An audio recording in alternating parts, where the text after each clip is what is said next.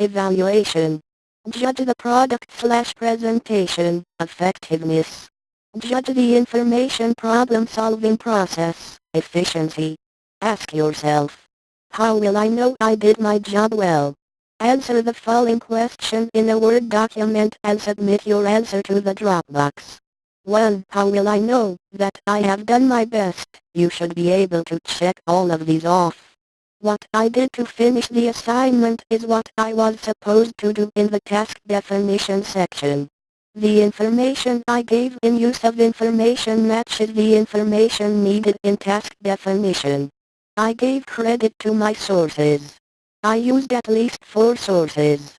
My work is neat and well organized. My work is complete, and includes my name. 2. Evaluate your own project for effectiveness, completeness and compare it with the rubric. Describe what you think were the strengths and weaknesses, what you need to improve, of your project.